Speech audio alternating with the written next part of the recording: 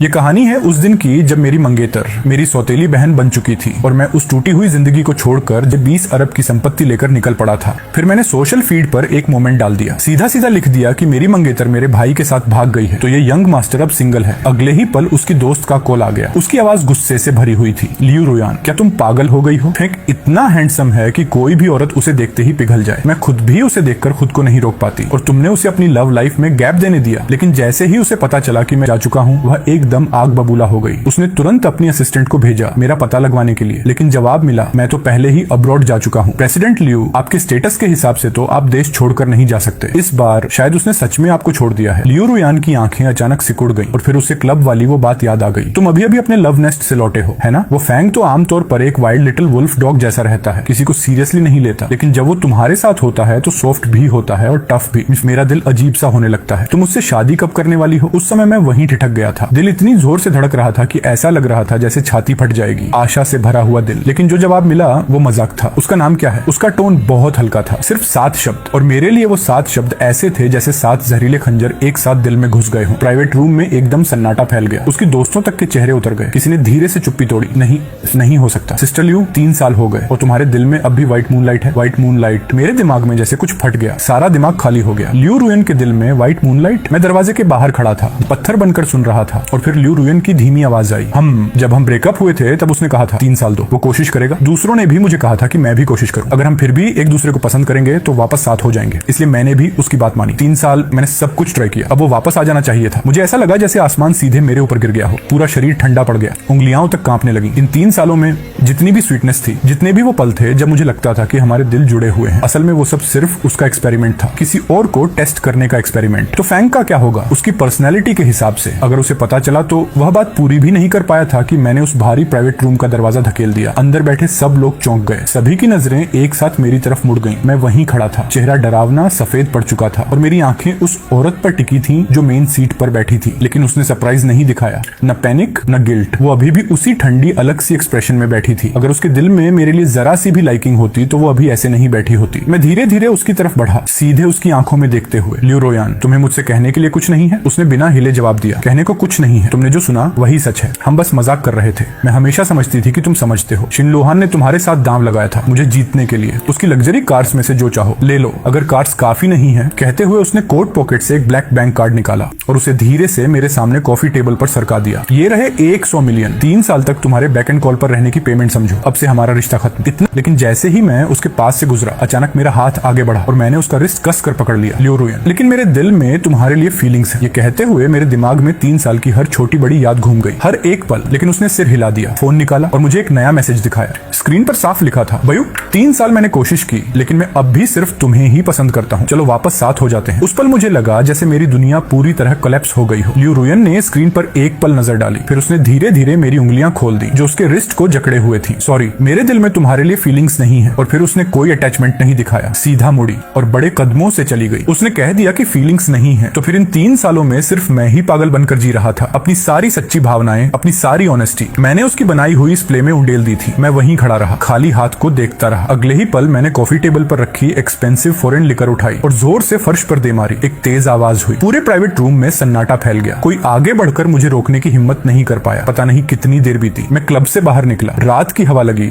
और चेहरा बर्फ जैसा ठंडा लगने लगा। मैंने आंसू रफ तरीके से पोंछे, टैक्सी रोकी और कहा, उस मेबाज का पीछा करो। मैं अपनी आंखों से देखना चाहता हूँ वो व्हाइट मूनलाइट जिसे वो 3 साल से सोच रही थी, वो जिससे मैं भी कंपेयर नहीं हो पाया। आखिर वो है कौन? ड्राइवर ने मेरी हालत देखी, ज्यादा सवाल नहीं किए, सीधा एक्सेलरेटर दबा दिया। लेकिन लियू रोयन जो हमेशा काम और कंपोज रहती थी, आज उसकी ड्राइविंग बहुत फास्ट थी। ये देखकर मेरे दिल में एक और कसक उठी। क्या वह अपने व्हाइट मूनलाइट से मिलने इतनी बेचैन है? आखिरकार कार इंटरनेशनल एयरपोर्ट के अराइवल्स लेवल पर रुकी। मैंने फेयर चुकाया और लड़खड़ाते हुए बाहर निकला। एक पिलर के पीछे छिपकर मैंने देखा लियू रोयान एग्जिट पर खड़ी थी। फिर एक आदमी बाहर आया, सूटकेस खींचते हुए। जैसे ही मैंने उस आदमी का चेहरा देखा, मेरे शरीर में बिजली दौड़ गई। सिर्फ इसीलिए नहीं कि लियू रोयन दौड़कर उसके पास गई, उसे कसकर गले लगाया और उसका सिर झुकाकर उसके बालों को चूमा, बल्कि इसलिए कि वो व्हाइट मूनलाइट, वो निकला फैंग जुन, मेरा नॉमिनल ब्रदर, जिस इंसान से मैं सबसे ज्यादा नफरत करता हूँ, जिससे मेरा कोई लेना देना नहीं था। उस समय से कहानी और गहरी हो गई थी। माँ की कार एक्सीडेंट में मौत के सिर्फ आधे साल बाद मेरे पिता एक औरत को घर ले आए थे। उस औरत के साथ एक बेटा भी था जो मुझसे 3 साल बड़ा था। वही था फेंग जुन। पिता ने सफाई दी थी कि वो औरत उनकी फर्स्ट लव थी और फेंग जुन उनका बायोलॉजिकल बायोलॉजिकल सन। उनका कहना था कि अगर मेरी माँ ने उन्हें उस वक्त नहीं छीना होता तो वो अपनी फर्स्ट लव से कभी अलग नहीं होते। लेकिन सच में उनसे बेहतर कोई नहीं जानता। उस वक्त मेरे पिता बिजनेस शुरू करने के लिए फंड्स ढूंढ रहे थे। वो इतने मजबूर थे कि खाना तक नहीं जुटा पा रहे थे। वही खुद मेरी माँ के पास गए थे जो लंबे समय से उन्हें चाहती थी। उन्होंने वादा किया था कि अगर माँ का परिवार कैपिटल लगाएगा तो वो शादी करेंगे। मेरी माँ ने उन्हें पैसा दिया, अपना पूरा प्यार दिया और बाद में कार एक्सीडेंट में उन्हें बचाने के लिए अपनी जान तक दे दी। और नतीजा क्या हुआ? माँ का बॉडी अभी ठंडा भी नहीं हुआ था कि पिता ने उनके डाउरी और इनहेरिटेंस को उठाया और उसे बेट्रोदल गिफ्ट बनाकर उस कथित फर्स्ट लव से धूमधाम से शादी कर ली। पिता जिसे चाहे वो प्यार कर सकते थे तो फिर फेंग जुन ही क्यों? उसी पल मेरे भीतर एक दिन जैसी नफरत फैल गई। लियू रुयन पहले ही फेंग जुन का सामान उठाकर पार्किंग लॉट की तरफ बढ़ चुकी थी, जैसे उस पर कोई साया आ गया हो। मैंने दूसरी टैक्सी रोकी और फिर उनका पीछा करना शुरू किया। क्योंकि मैं पास से फॉलो कर रहा था, कार विंडो के पार साफ देख सकता था कि आगे वाली कार में लियू रुयन ने अपना सिर घुमाया और फेंग जुन से बहुत धीरे कुछ कहा। फिर उसने हाथ बढ़ाकर फेंग जुन के कान के पास लटके बालों को इतनी नेचुरली पीछे किया जैसे वो टेंडरसनेस उसके लिए कॉमन हो। ऐसी टेंडरसनेस जो मुझे उसके साथ 3 साल में कभी नहीं मिली थी। मैं सामने देखते हुए बस आंसुओं से धुंधलाता जा रहा था। तभी आगे इंटरसेक्शन पर अचानक एक एक्सीडेंट हो गया। ब्रेक की चीख, टक्करों की आवाजें एक के बाद एक गूंज उठी। मेरी टैक्सी ने बिना चेतावनी सामने वाली कार को टक्कर मार दी और फिर पीछे से एक और व्हीकल ने हमें जोर से मार दिया। भयानक इंपैक्ट लगा। मेरा माथा सामने वाली सीट के पीछे जा टकराया। तेज दर्द हुआ, खून तुरंत बहने लगा और मेरी नजर धुंधली पड़ गई। अफरा तफरी, चीखें, टूटा हुआ शीशा। इन्हीं सबके बीच मैंने सामने की फेमिलियर मेबच देखी। दरवाजा खुला। लियू रुयन सबसे पहले बाहर निकली। वह तेजी से पैसेंजर साइड की तरफ बढ़ी। अगली ही सांस में मैंने देखा कि लियू रुयन ने फेंग जुन को बहुत सावधानी से कार से बाहर निकाला। उसके चेहरे पर चिंता साफ झलक रही थी। उसकी भौहें कसकर सिकुड़ी हुई थी। फिर उसने फेंग जुन को पलटकर हादसे की जगह से हटाने की कोशिश की और तभी उसकी नजर मुझ पर पड़ी। मुझे टूटी फूटी टैक्सी की पिछली सीट पर फंसा देखकर उसकी आंखों में एक पल के लिए शौक आया, लेकिन वो शौक अगले ही पल गायब हो गया। फेंग जुन ने उसके रुकने को नोटिस कर लिया। क्या हुआ? मैं ठीक हूँ। सुना है एक टैक्सी बुरी तरह टकराई है। कुछ सेकंड के सन्नाटे के बाद लियू रुयन ने नजरें फेर ली। कोई नहीं। इतना कहकर वो फेंग जुन को सहारा देती हुई उस कैओटिक एक्सीडेंट सीन से आगे बढ़ गई और एक बार भी पीछे मुड़कर नहीं देखा। जब मुझे होश आया, मैं हॉस्पिटल में था। हाथ में ड्रिप लगी हुई थी और एक नर्स उसे ठीक कर रही थी। मुझे होश में देखकर उसने कहा, मिस्टर फेंग, आप आखिरकार जाग गए। आप बुरी तरह घायल हैं। आपको ऑब्जर्वेशन के लिए हॉस्पिटल में रहना होगा और हमें आपके परिवार से भी कॉन्टेक्ट करना पड़ेगा। कृपया मेडिकल फीस सेटल कर दीजिए। लेकिन मैं बस खाली नजरों से देखता रहा। मेरे चेहरे पर कोई रिएक्शन नहीं था। नर्स ने फिर दोहराया, मिस्टर फेंग। तभी वार्ड के दरवाजे पर एक जानी पहचानी आवाज गूंजी। मेडिकल फीस मैंने ऑलरेडी पे कर दी है। मैंने झट से सिर घुमाया। दरवाजे पर लियू रुयन खड़ी थी। नर्स ने यह देखते ही टैक्टफुली रूम छोड़ दिया। लियू रुयन अंदर आई। उसकी नजर मेरे बैंडेज्ड वुंड पर गई। फिर उसने हाथ बढ़ाया जैसे मेरे माथे को छूना चाहती हो। मैंने तुरंत चेहरा दूसरी तरफ मोड़ लिया। प्रेसिडेंट लियू, आप इतने बिजी हैं, फिर किसी इरेलीवेंट इंसान की केयर करने क्यों आई हैं? उसका हाथ वहीं फ्रीज हो गया। उसकी आवाज बहुत हल्की थी। अगर मैं नहीं आती तो और कौन आता? और ये बात सीधा दिल पर लगी। कौन और आता? मेरी माँ जल्दी चली गई थी। पिता पार्शल थे। स्टेप मदर बनावटी थी। वो घर अब मेरा घर नहीं रहा था। इन 3 सालों में जब भी मुझे सबसे ज्यादा जरूरत पड़ी, लियू रुयन टाइम टू टाइम सामने आई थी। उसने मुझे उसकी आदत डाल दी थी। उसने मुझे ऐसा महसूस कराया था जैसे मैंने एक सेफ हार्बर ढूंढ लिया हो। लेकिन अब जिसने मुझे खुद एबिस में धकेला वो भी वही थी। मैंने धीमी आवाज में कहा, अगर कोई नहीं भी आए तब भी मुझे आपकी चिंता नहीं चाहिए। आपने खुद कहा था ना,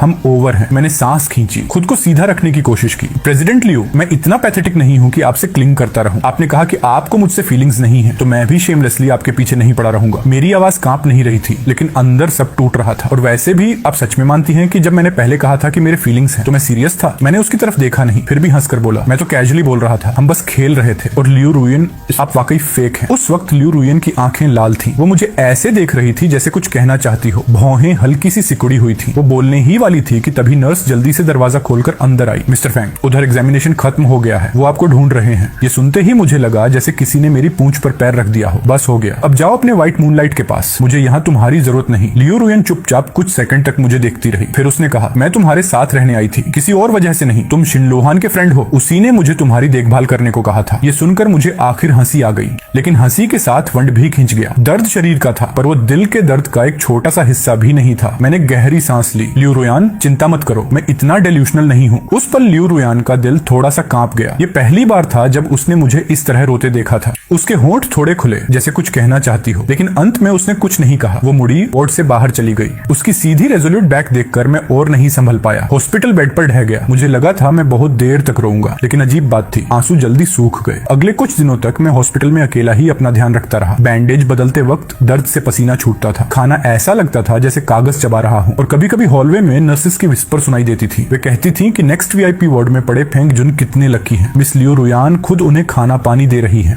रात भर उनके पास बैठी रहती है। एक बार मैं उस वार्ड के पास से गुजरा, दरवाजा थोड़ा खुला था। अंदर मैंने देखा लियो रुयन बेड के पास बैठी थी और एक एप्पल छील रही थी। वो सीन मेरी आंखों में ऐसे उतर गया जैसे किसी ने आग लगा दी हो। दर्द इतना तेज था कि सब काला पड़ गया, लेकिन इस बार मैं नहीं रोया। मैंने अपने मन में साफ कहा, फेंक, तेरी सबसे बड़ी ताकत यही है कि तू प्यार कर सकता है और छोड़ भी सकता है। हॉस्पिटल से डिस्चार्ज होते ही मेरा पहला काम वीजा के लिए अप्लाई करना था। मैं इस सिटी में एक पल और नहीं रहना चाहता था। वीजा मिलते ही मैं घर लौट आया। जैसे ही अंदर घुसा, सामने स्टेप मदर मिल गई, पूरी तरह मेकअप में, हमेशा की तरह खुद को संभाले हुए। मुझे देखते ही उसकी आदत शुरू हो गई। फेंग, अब भी घर लौटना याद है तुम्हें? मैंने उसकी तरफ देखा तक नहीं। एंट्रेंस पर रखा हुआ आधा इंसान जितना ऊंचा सेलेडोन वाइज उठाया और जोर से जमीन पर दे मारा। धड़ाम, टुकड़े हर तरफ बिखर गए। लिनवान चीख पड़ी और 2 कदम पीछे हट गई। तुम्हें क्या समझ रखा है, घर तोड़ने वाली मिस्ट्रेस, और ऊपर से मुझे लेक्चर दे रही है। मैंने ठंडे स्वर में कहा, लिनवान, याद रखो, जब तक मैं इस घर में हूँ तुम कभी भी सिर ऊंचा करके नहीं चल पाओगी। मेरी जुबान बहुत तेज थी और लिनवान गुस्से से पीली पड़ गई। वो कांप उठी। फेंग, ये कैसा ड्रामा है? स्टडी रूम से आवाज सुनकर फेंगफू बाहर दौड़ा आया। उसने झट से लिनवान को सहारा दिया और फिर मुझ पर गुस्से से चिल्लाया, जैसे ही घर लौटते हो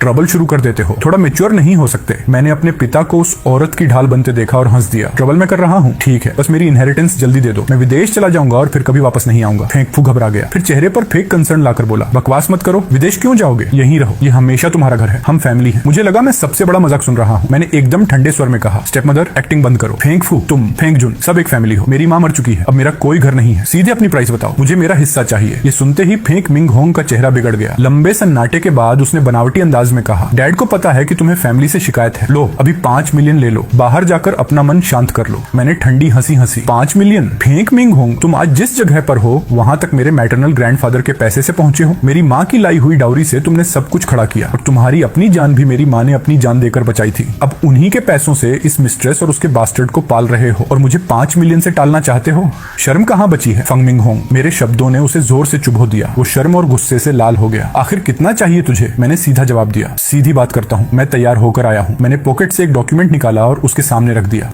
फिर कामली एक एक नंबर और शेयर नेम पढ़ने लगा। उसकी आंखें फैल गईं। तू पागल है, ये तो फेंक कॉर्पोरेशन के आधे हिस्से के बराबर है। मैंने कंधे उचका दिए। ठीक है, मत मानो, मैंने विला के बाहर बॉम्ब्स लगा रखे हैं। या तो पैसे और अग्रीमेंट पर साइन करो या आज हम सब यहीं मरेंगे। चूज। फंग मिंग होंग का चेहरा सफेद पड़ गया। उसकी सांसें तेज हो गईं। वो मुझे ऐसे घूर रहा था जैसे समझना चाहता हो कि मैं झूठ बोल रहा हूँ या नहीं। आखिरकार मौत का डर हर चीज पर भारी पड़ा। क्या इसे अब भी खत्म किया जा सकता है? जल्दी बम हटा दो। मैंने शांति से कहा, रिलैक्स, वहाँ कोई बॉम्ब नहीं है, मैं झूठ बोल रहा था। फिर हल्की मुस्कान के साथ जोड़ा, आखिर तुमने मेरी माँ को भी तो ऐसे ही शादी के लिए फंसाया था, थोड़ा टेस्ट तो मिलना चाहिए था। तभी उसे समझ आया कि वह बेवकूफ बन चुका है। वो गुस्से से लगभग बेहोश होने लगा। मुझ पर उंगली उठाकर देर तक कांपता रहा, पर एक शब्द नहीं बोल पाया। जो मैं चाहता था वो पहले ही मेरे हाथ में था, इसलिए मैं दोबारा उसकी तरफ देखने तक को तैयार नहीं था। जैसे ही वो सीढ़ियां चढ़ने मुड़ा, उसने पीठ पीछे कहा, आज तुम्हारा भाई अपनी गर्लफ्रेंड को डिनर पर घर ला रहा है। पिछले समय में तुम जो भी बदतमीजी करते रहे उसकी मुझे परवाह नहीं, लेकिन इस बार तुम्हें ये खाना ठीक से खाना होगा। फिर उसने जोड़ा, उसकी गर्लफ्रेंड लियो रुयन है। भाई फैमिली का जिन क्लैन में क्या स्टेटस है तुम जानते हो, हम उन्हें ऑफेंड नहीं कर सकते। अपनी रिबेलियन बंद करो और मुझे ट्रबल मत दो। मैं ऊपर जाने के लिए उठाया हुआ अपना कदम वहीं रोक गया। मेरी पीठ एकदम अकड़ गई। मुझे बिल्कुल अंदाजा नहीं था कि आज लियो रुयान फेंगजुन की गर्लफ्रेंड बनकर घर आएगी। मैं कुछ सोच भी पाता उससे पहले ही दरवाजा खुल गया। अगले ही पल फेंगजुन अंदर आया, लियो रुयान का हाथ थामे हुए और मुस्कुराते हुए बोला, डैड, मॉम, मैं वापस आ गया। फेंगफू और उसकी स्टेप मदर जो अभी अभी संभले थे तुरंत गर्मजोशी से मुस्कुरा पड़े। दोनों भागकर आगे आए, फेंगजुन की चिंता पूछने लगे और लियो रुयान के सामने तो उनकी चमचागिरी की हद ही पार हो गई। लेकिन जब लियो रुयान की नजर मुझ पर पड़ी तो उसकी भौहें हल्की सी सिकुड़ गईं। उसे शायद उसी पल समझ आ गया कि मैं फेंगजुन का छोटा भाई हूँ। खाने के वक्त फेंगजुन और लियो रुयान एक तरफ बैठ गए और मैं अकेला उनके सामने बैठा रहा। पूरे डिनर के दौरान मैं बस देखता रहा कैसे लियो रुयान बड़े ध्यान से फेंगजुन के लिए खाना परोस रही थी, कैसे वो हर छोटी बात पर उसका ख्याल रख रही थी। लिनवान मुस्कुराकर ये सब देख रही थी। फिर उसने पूछा, फेंगजुन, तुम और मिस लियो कैसे मिले? वो बोला, एक चैरिटी गाला में मैंने एक स्ट्रे कैट को पेड़ में फंसा देखा था। मैं उसकी मदद करना चाहता था लेकिन चढ़ नहीं पाया। फिर लियो रुयन ने मेरी मदद की। बाद में उन्होंने मेरा कॉन्टैक्ट मांगा। उसकी आवाज इतनी इनोसेंट लग रही थी कि सुनने वाला धोखा खा जाए। मैं हंसने से खुद को रोक नहीं पाया। फेंगजुन को बचपन से छोटे जानवरों से नफरत थी। उसने तो एक बार बिल्ली को मार तक दिया था और अब वो खुद को कैट सेवर बना रहा था। वो चारों एक हार्मनी से भरा फैमिली मील कर रहे थे, हंसते बोलते खाना खाते जैसे दुनिया की सबसे परफेक्ट फैमिली हो। मुझे ये नाटक बिल्कुल मंजूर नहीं था तो मैं उठकर सीधा गार्डन में चला गया। लेकिन ज्यादा देर नहीं हुई थी कि पीछे से आवाज आई, भाई अकेले हवा खा रहे हो? फेंगजुन पीछे पीछे आ चुका था। वो धीरे से बोला, असल में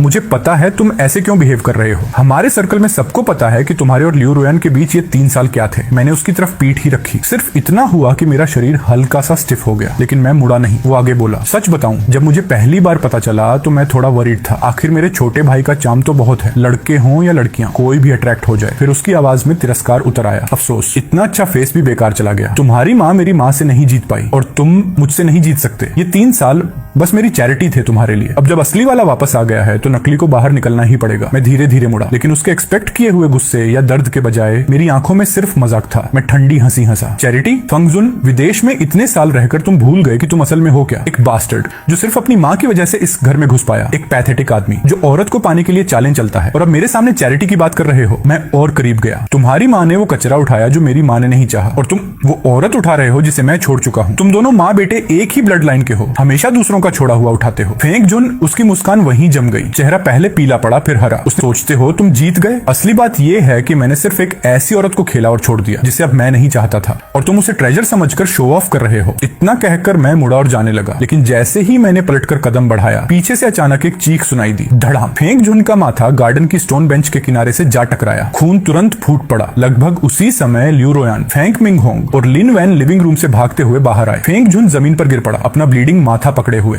मॉम, डैड, नहीं, उसे ब्लेम मत करो। लिन वैन तुरंत उसके ऊपर झपट पड़ी, उसे बाहों में भर लिया। तुम इतने बेवकूफ कैसे हो? उसने तुम्हारे साथ इतना सब किया, फिर भी तुम उसे बचा रहे हो। फेंग मिंग होंग का चेहरा गुस्से से सफेद पड़ गया। वो मुझ पर उंगली उठाकर दहाड़ा। फेंग श्याओ, तूने फिर अपने भाई के साथ क्या किया? मैं वहीं खड़ा रहा, पूरे सीन को एकदम ठंडे दिमाग से देखता हुआ। मेरी नजर पहले अपने गुस्से से भरे पिता पर गई, फिर उस हाइपोक्रिटिकल स्टेप मदर पर, और आखिर में लियो रोयान पर। वो फेंग जुन के पास झुकी हुई थी, उसके घाव को बहुत ध्यान से देख रही थी। फिर उसने सिर उठाया और मुझे नफरत से घूरा। बस सब साफ हो गया। ये औरत भी एक डिजास्टर थी। मेरी सोच सही थी। उसके दिल में फेंग जुन ही था। वो मुझे कभी बिलीव नहीं करेगी। मैंने एक पल सोचा, फिर सबकी स्टैंडर्ड नजरों के सामने एक एक कदम रखता हुआ आगे बढ़ा। पास रखा भारी सिरेमिक फ्लावर पॉट उठाया और बिना किसी हेजिटेशन के फेंग जुन के उसी फटे हुए माथे पर दे मारा। धप, और फिर फेंग जुन की चीख पहले से भी ज्यादा तेज निकल गई। मैंने हाथ छोड़ा और टूटा हुआ फ्लावर पॉट किनारे फेंक दिया। सुन लो, अभी मैंने उसे नहीं मारा था, लेकिन अब मार दिया। पूरे रूम में सन्नाटा छा गया। लियो रोयन समेत सब लोग शॉक में थे। मैंने हाथ में बच्चे सिरेमिक के टुकड़े नीचे गिरा दिए और मुड़कर जाने लगा, लेकिन तभी मेरी कलाई पर अचानक एक ताकतवर पकड़ पड़ी। लियो रोयान ने मुझे कसकर पकड़ लिया। उसका चेहरा इतना काला था कि जैसे पानी टपक रहा हो। वो फेंग मिंग होंग की तरफ देखकर बोली, चेयरमैन फेंग,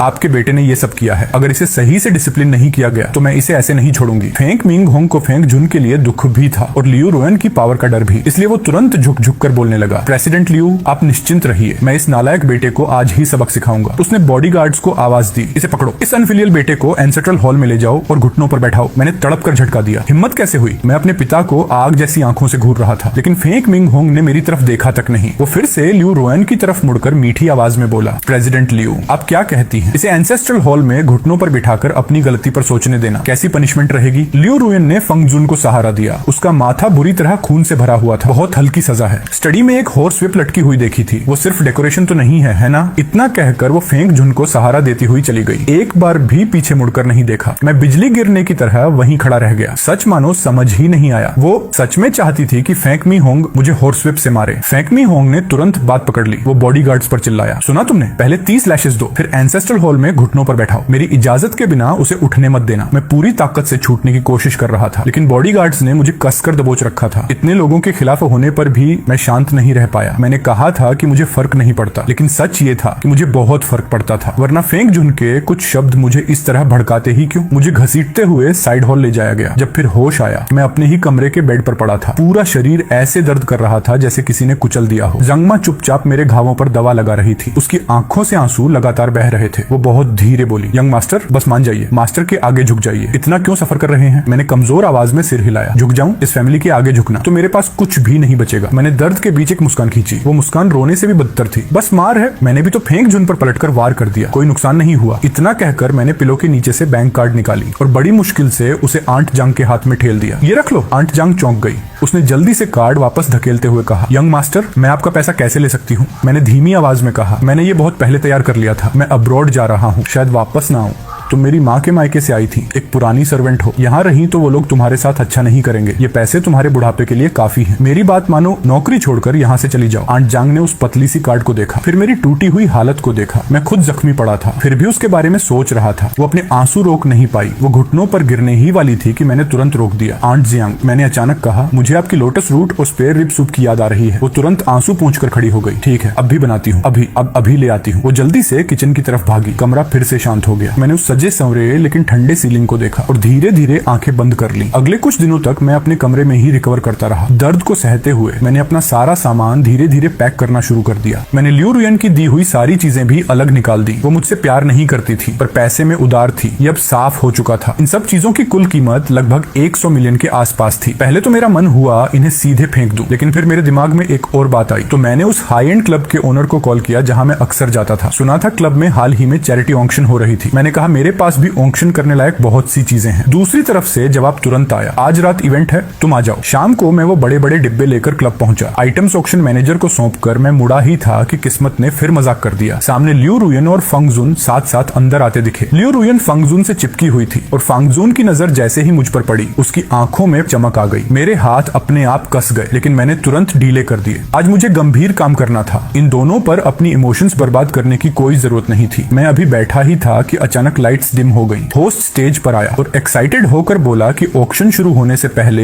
एक 3 मिनट का किसिंग सेशन होगा और सभी कपल्स स्पॉटलाइट में एंजॉय करें। वेन्यू में अंधेरा छा गया। रैंडम लाइट्स घूमती रही। कहीं कोई किस कर रहा था, कहीं कोई एक दूसरे की बाहों में था। और तभी मेरी नजर थोड़ी दूर लियू रुयन पर पड़ी। वो हंसती हुई फंगजुन के गले में बाहें डाल रही थी। फंगजुन नीचे झुका और उसे चूम लिया। मेरे दिल में दर्द उठने ही वाला था कि अगले ही पल ऊपर से एक भारी आयरन शैंडिलियर ब्रैकेट ढीला पड़ गया और सीधा फंगजुन की तरफ गिरा। लियू रुयन ने अविश्वसनीय तेजी दिखाई। उसने झट से फंगजुन को धक्का दिया, लेकिन ब्रैकेट का किनारा फिर भी फंगजुन के सिर के पीछे हल्का सा लग गया।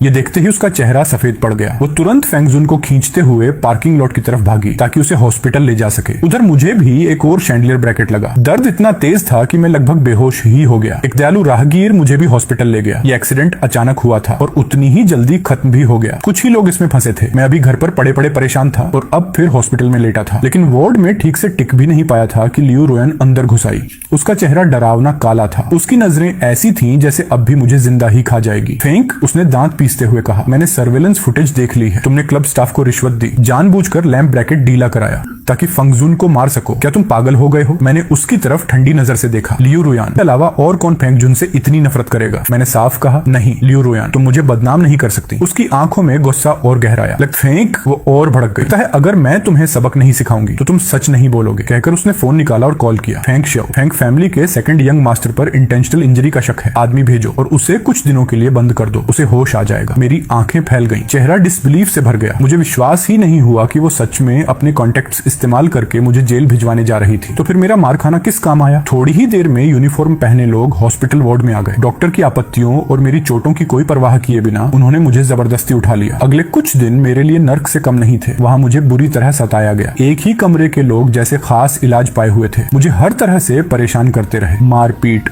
लात घूंसे, सब कुछ हुआ। कुछ दिन बाद जब मैं रिहा हुआ तो मैं पहचान में भी नहीं आ रहा था। शरीर पर घाव थे। हालत ऐसी कि बस रेंगते हुए जिंदा बचा था। उस नर्क से निकलकर जो चीज मुझे वापस खींच लाई वो था मेरे फोन पर अभी अभी आया मैसेज। मेरा वीजा आखिरकार अप्रूव हो चुका था। मैं टैक्सी लेकर विला वापस आया। सोच रहा था सामान उठाकर सीधे एयरपोर्ट निकल जाऊं, लेकिन जैसे ही अंदर घुसा सामने वही मिल गया जो वर्ल्ड टूर से लौट कर आया था, मेरा गुड ब्रदर शिन लोहन। सब कुछ जान लेने के बाद वह हड़बड़ाकर मेरे पास आया। उसके चेहरे पर गिल्ट साफ था। वो लगातार माफी मांग रहा था। फैंग, आई एम सॉरी, सब मेरी गलती है। मैंने तुम्हें उसके पीछे लगा दिया। मुझे बिल्कुल अंदाजा नहीं था कि मामला इतना बिगड़ जाएगा। मुझे नहीं पता था कि उसका फर्स्ट लव फंगजुन है। अगर मुझे पता होता तो मैं तुम्हें कभी आगे नहीं बढ़ने देता, चाहे मुझे मरना ही क्यों ना पड़ता। मैंने उसे रोक दिया। मत दोष दो खुद को, अब सब पास्ट है। मैंने इसे छोड़ दिया है। मैं अब्रॉड जा रहा हूँ, शायद वापस ना आऊं। शिन लोहन चौंक गया। वो जल्दी से बोला, मत जाओ, देश में ही रहो, मैं तुम्हारी रक्षा करूंगा। जब तक मुझे खाने को रोटी मिलेगी तुम्हें भी हिस्सा मिलेगा। मैंने शांति से जवाब दिया, यहाँ अब रहने लायक कुछ नहीं बचा। जाने से पहले मैंने एक बार पीछे मुड़कर उस घर को देखा। वही घर जहाँ बचपन की सारी यादें दबी थी। अब उस पर मेरे पिता, उनकी मिस्ट्रेस और उनका इलेजिटिमेट सन कब्जा कब्जा कर चुके थे। मैंने पहले से तैयार पेट्रोल निकाला, सर्वेंट की प्लीडिंग को अनसुना कर दिया और बिना एक शब्द बोले उसे चारों तरफ फैलाना शुरू कर दिया। फिर मैंने माचिस जलाई, आग एकदम ऊपर उठी, जैसे पास्ट की हर चीज को निगल रही हो, सब कुछ जलने लगा। फिर मैंने अपना आखिरी लगेज उठाया और बिना पीछे देखे चल पड़ा। शिन लोहन मुझे एयरपोर्ट छोड़ने आया। रास्ते भर वो लगातार माफी मांगता रहा।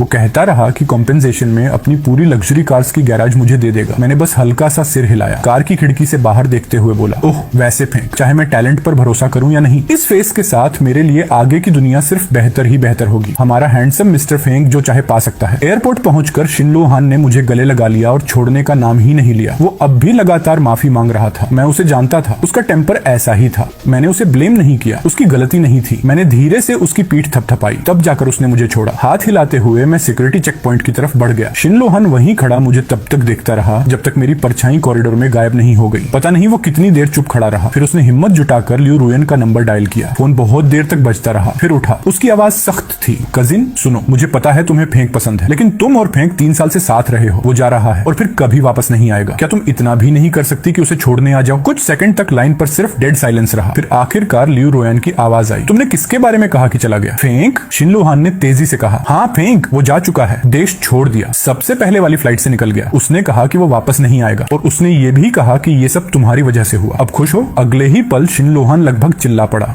और जोर से फोन पटक दिया। रिसीवर से शार्प बिजी टोन बजने लगी। लियू रोयन फोन को कान से लगाए वहीं फ्रीज हो गई। फेंक गया, अब्रॉड चला गया, कभी वापस नहीं आने वाला, ये शब्द उसके दिमाग में एक साथ धड़कने लगे। उसने भौहें सिकोड़ ली, फोन वापस टेबल पर फेंक दिया और अपने सामने रखे मर्जर डॉक्यूमेंट्स पर ध्यान लगाने की कोशिश करने लगी। लेकिन डेंस टेक्स्ट और नंबर्स उसकी आंखों के सामने जैसे चींटियों की तरह रेंगने लगे। कुछ समझ नहीं आ रहा था। उसका दिमाग अपने आप उस नजर को रिप्ले कर रहा था जो मुझे डिटेंशन सेंटर ले जाने से ठीक पहले फेंक ने दी थी। उसने इरिटेशन में टाई ढीली कर दी, कुर्सी से उठा और फ्लोर टू सीलिंग विंडो तक चला गया। पता नहीं कितनी देर तक वो बाहर देखता रहा। अचानक उसने कार कीज उठाई और ऑफिस से बाहर निकल गया। एलिवेटर नीचे उतर रहा था और उसी के साथ उसने एयरपोर्ट डायरेक्टर के प्राइवेट नंबर पर कॉल किया। चेक करो, उसने तेज आवाज में कहा। फेंक किस आउटबाउंड फ्लाइट पर है? अभी। वो अविश्वसनीय स्पीड से एयरपोर्ट पहुंचा। एयरपोर्ट मैनेजर पहले से ही डरा सहमा इंतजार कर रहा था। उसने अभी अभी मिली जानकारी हाथ में पकड़ा दी। डायरेक्टर शिन, उसने घबरा कर कहा, मिस्टर फेंग फ्लाइट XX108 से पेरिस गया है। प्लेन 20 मिनट पहले उड़ चुका है। लियू रोयन के कदम अचानक रुक गए। उसने ऊपर फ्लाइट इंफॉर्मेशन डिस्प्ले स्क्रीन की तरफ देखा। फ्लाइट FX 108 की स्टेटस रो पर 3 ठंडे हरे अक्षर साफ चमक रहे थे, डिपार्टेड। वो भीड़ भाड़ वाले हॉल के बीच बिल्कुल स्थिर खड़ा रह गया। कानों में अलग अलग भाषाओं में अनाउंसमेंट्स गूंज रही थी। भीड़ की बातें, हंसी और यात्रियों का शोर सब एक साथ गूंज रहा था। तभी उसकी जेब में रखा फोन फिर से वाइब्रेट हुआ। स्क्रीन पर नाम चमका, फेंक झुन।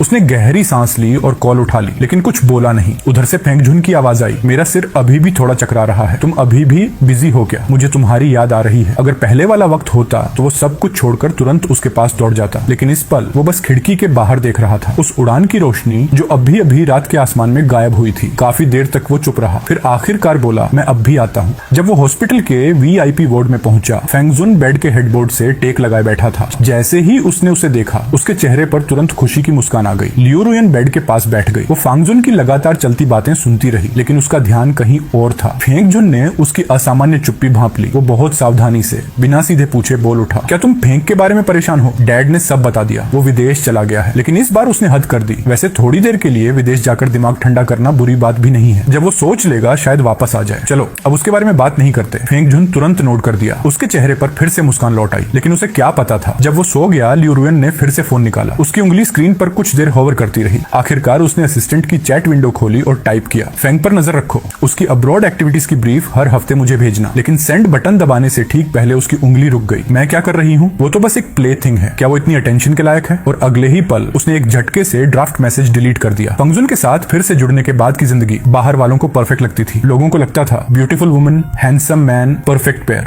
लियू रोयन भी गर्लफ्रेंड वाली हर जिम्मेदारी निभा रही थी, खाना, ऑफिस ट्रैवल, जरूरी सोशल फंक्शंस, सब कुछ। लेकिन सिर्फ वो खुद जानती थी कि ये सीमिंगली परफेक्ट लाइफ अंदर से कितना डल और इंसिपिड था। कभी ऑफिस की फ्लोर टू सीलिंग विंडो के सामने डॉक्यूमेंट्स देखते देखते वो अचानक कहीं खो जाती और याद आता कैसे मैं सबसे बिजी वक्त में चुपके से उसके पास घुस जाता था, पीछे से उसे हग कर लेता था, उसके कान के पास सांस छोड़कर जानबूझकर उसे डिस्ट्रैक्ट कर देता था और उसकी काम करने की पूरी रिदम बिगाड़ देता था। कभी प्राइवेट जेट में बैठी होती तो अनजाने में ही उसकी नजर उस छोटे रेस्ट रूम की तरफ चली जाती। उसी रेस्ट रूम से एक दिन मैं उसे ब्लैंकेट में लपेटकर बाहर लाया था और वो अब भी बुदबुदाती रही थी कि ये सब बकवास है। ये यादें उसे और इरिटेट कर जाती थी। एक दिन उसने फेंग जुन को उसी प्राइवेट किचन रेस्टोरेंट ले जाकर बिठाया जहाँ कभी हम जाया करते थे। उस प्लेस की बुकिंग बुकिंग महीनों पहले करनी पड़ती थी। खाना अब भी उतना ही शानदार, अब भी उतना ही एलिगेंट, लेकिन लियू रुयन चुपचाप खा रही थी। और फिर उसे याद आया कैसे मैं उसकी नजर बचाकर उसके बोल से उसका पसंदीदा डिश चुरा लेता था। कैसे मैं कहता था थोड़ा भी स्पाइसी नहीं है, फिर उसके कप से पानी पीकर बड़े कॉन्फिडेंस से बोलता था जो तुम्हारा है वो मेरा है। वो डिनर हमेशा नॉइजी, मैसी और लाइवली होता था, लेकिन उसमें जान थी। और ये डिनर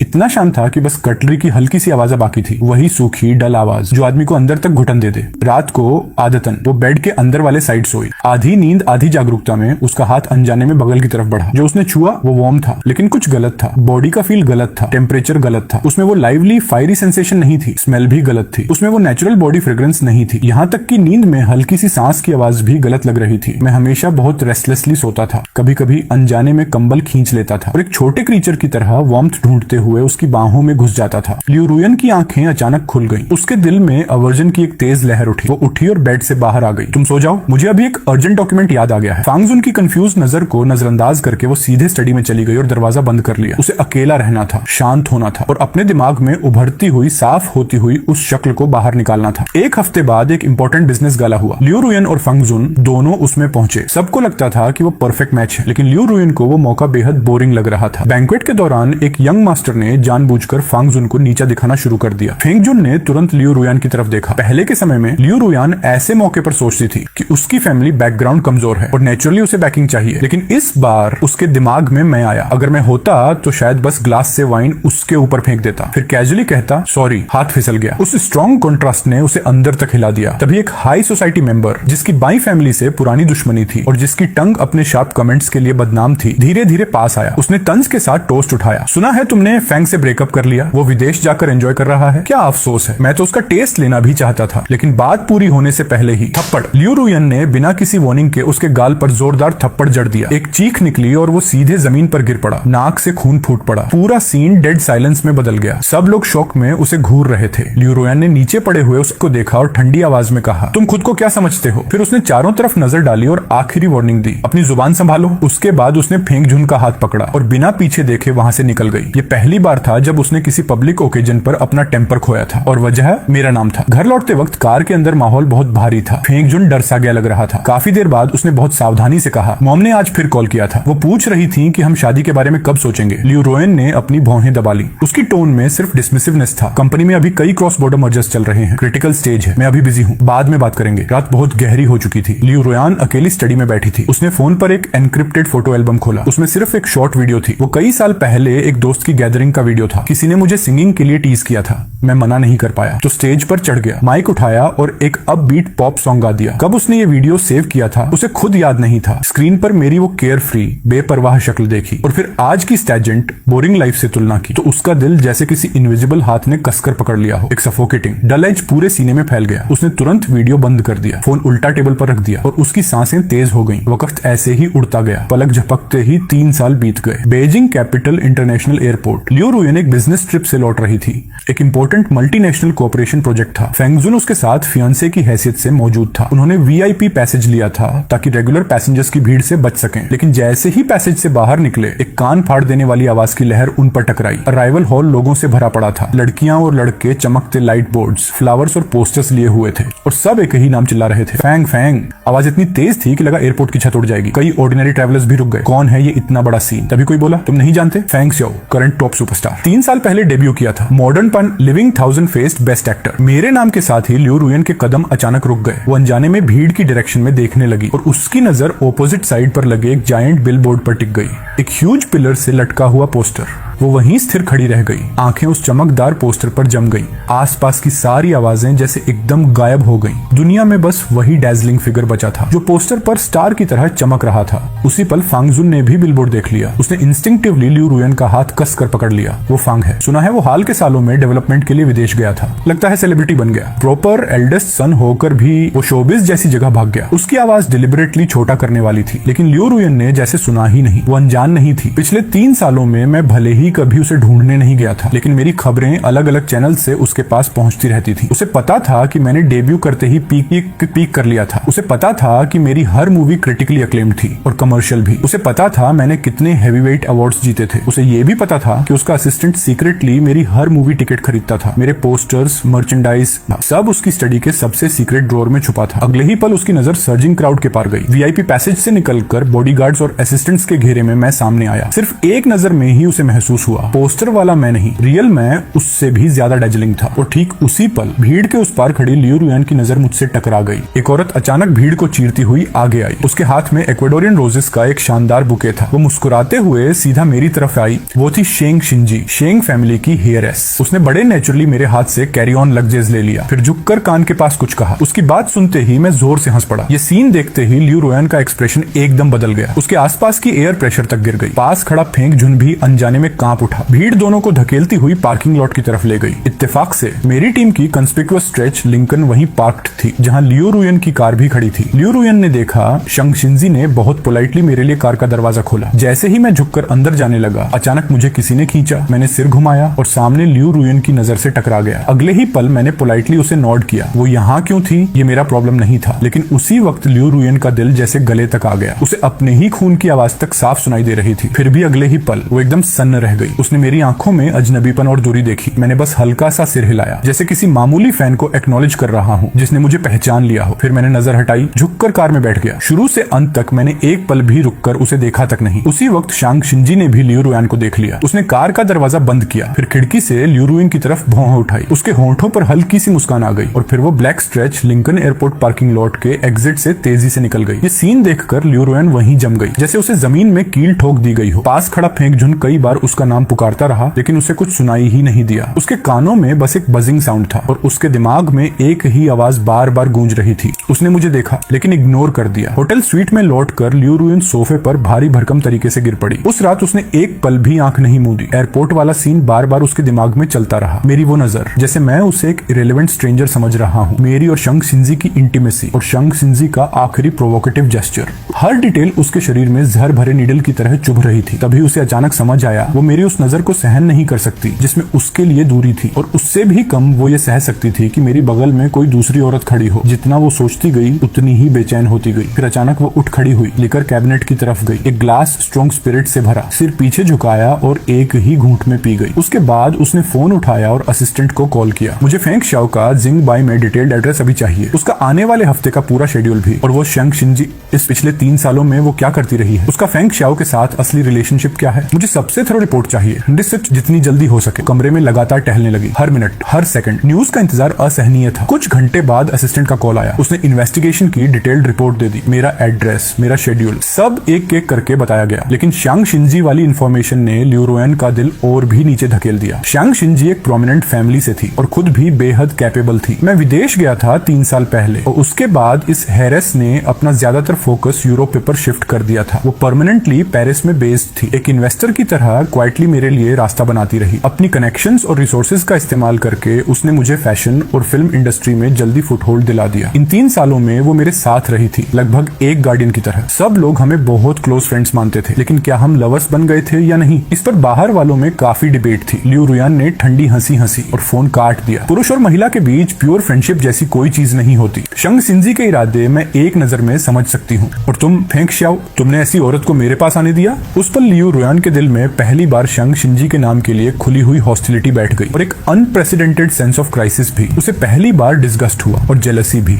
अब वो मुझे सच में सामने से देखना चाहती थी। मेरे और शेंग शिंजी के रिश्ते के बारे में सीधे मुझसे पूछना चाहती थी। खुशकिस्मती से 1 हफ्ते बाद मौका मिल गया। मेरे असिस्टेंट ने रिपोर्ट दी कि मैं एक टॉप हाउते काउचर ब्रांड के आफ्टर पार्टी में शामिल होने वाला हूँ। लियू रुयान ने तुरंत अपने कनेक्शंस लगाकर इनविटेशन ले लिया। पार्टी एक हिस्टोरिक प्राइवेट एस्टेट में थी। जैसे ही लियू रुयान अंदर पहुंची, उसकी नजर तुरंत मुझ पर पड़ी। मैं कई इंटरनेशनली रिनाउंड डायरेक्टर्स और प्रोड्यूसर्स के साथ बात कर रहा था। फ्रेंच और अंग्रेजी के बीच एफर्टलेस तरीके से स्विच कर रहा था। लियू रुयान ने वाइन ग्लास पकड़ा हुआ था। भीड़ के उस पार से मुझे घूर रही थी। वो पेशेंटली इंतजार करती रही। जब उसे लगा कि मैं थोड़ी थक गया हूँ और गार्डन की तरफ टेरेस पर अकेला आराम करने चला गया हूँ, तभी उसने सोचा अभी सही समय है। वो चुपचाप मेरे पीछे चली। टेरेस पर रात की हवा ठंडी थी। मैं रेलिंग से टेक लगाए दूर झील को देख रहा था। लियू रुयान मेरे पीछे आकर खड़ी हो गई। उसने गहरी सांस ली, अपने भीतर का तूफान दबाते हुए। लेकिन जैसे ही उसने बोलना शुरू किया, उसकी टोन में आदतन एक्सेशन घुल गई। तुम और शेंग शिंजी के बीच क्या चल रहा है? मैं उसके आने से हैरान नहीं था, लेकिन मैं मुड़ना तक जरूरी नहीं समझता था। अरे ये तो प्रेसिडेंट लियू है, मैंने बिना उसकी तरफ देखे कहा। लॉन्ग टाइम नो सी। लेकिन तुम्हें इससे क्या? मैं किसके साथ हूँ, कैसे हूँ, ये सब तुम्हें रिपोर्ट करने की जरूरत नहीं है। प्रेसिडेंट फेंग की फॉर्मल टोन और उसकी दूरी ने लियू रुयन को अंदर तक घुटन दी। वो और करीब आई और मेरा हाथ पकड़ लिया। फेंग, 3 साल विदेश में रहकर तुमने बेसिक जजमेंट और डिसर्नमेंट भी खो दी है। शेंग शिंजी कैसी लड़की है तुम्हें पता नहीं, वो मुझसे भी ज्यादा खेलती है। वो तुम्हें क्या दे सकती है? ये सुनकर मैं पलटा, ऊपर से नीचे तक उसे देखते हुए। प्रेसिडेंट लियू, मैंने धीमी ठंडी आवाज में कहा, आपको दूसरों पर कमेंट करने का हक नहीं है। तुम कहती हो शेंग शिंजी खेलती है? फनी बात है,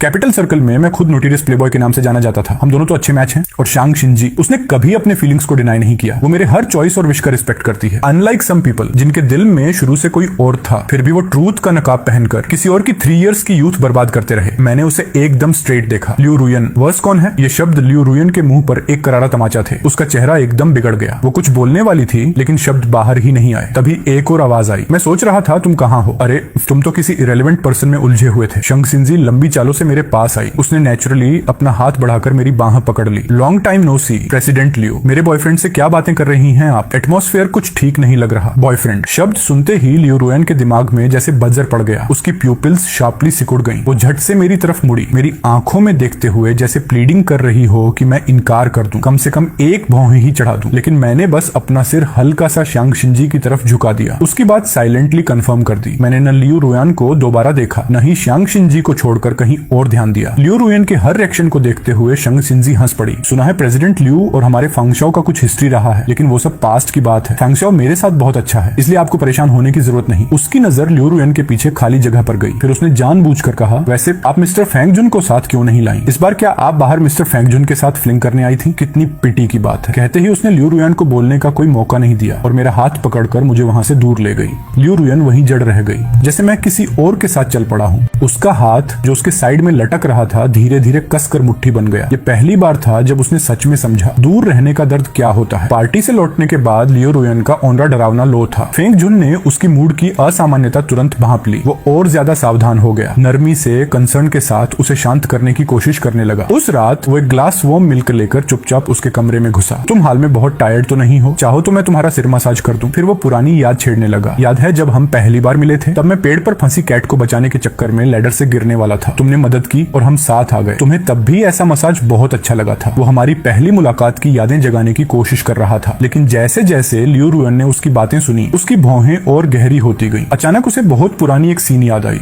फेंग फैमिली के पुराने सर्वेंट ने कभी कहा था फेंग जुन बचपन में छोटे जानवरों से नफरत करता था और उसने सीक्रेटली पड़ोसी की बिल्ली तक मार दी थी। फिर उसे मेरी वो पुरानी ताने याद आए जिन्हें उसने तब मलिशियस स्लैंडर मानकर नजरअंदाज कर दिया था। लेकिन इस पल उसे अचानक कुछ समझ आने लगा। उसने डिस्क्रीटली फेंग जुन का हाथ हटाया। नहीं, मैं थोड़ी देर अकेले रहना चाहती हूँ। फेंग जुन और आगे नहीं बढ़ा, वो ओबीडियंटली पीछे हट गया। कुछ दिन बाद लियू रुयन की बेहद कैपेबल असिस्टेंट घर से भेजी गई कुछ पुरानी फाइल्स छांट रही थी। तभी मुझे एक डिलिबरेटली छुपाई हुई इन्वेस्टिगेशन रिपोर्ट मिल गई। सालों पुरानी मेरी माँ की फेटल कार एक्सीडेंट से जुड़ी हुई कॉपी। जैसे जैसे रिपोर्ट पढ़ी गई, सच धीरे धीरे साफ होने लगा। वो क्रैश कोई साधारण एक्सीडेंट नहीं था, उसमें ह्यूमन मैनिपुलेशन के साफ संकेत थे और सबसे बड़ा बेनिफिशियरी सीधा फेंग मिंग होंग की तरफ इशारा कर रहा था। वही फेंग मिंग होंग जिसने बहुत तेजी से ऊपर चढ़कर फेंग ग्रुप पर कब्जा कर लिया था। इसी बीच फेंग ग्रुप के अंदर लियू रुयन के प्लांटेड इनसाइडर ने भी एक अर्जेंट मैसेज भेज दिया। फेंग ग्रुप पहले से ही एक होलो शेल बन चुका था। फेंग मिंग होंग ने पिछले कुछ सालों में पब्लिक फंड्स के बड़े हिस्से दबा लिए थे।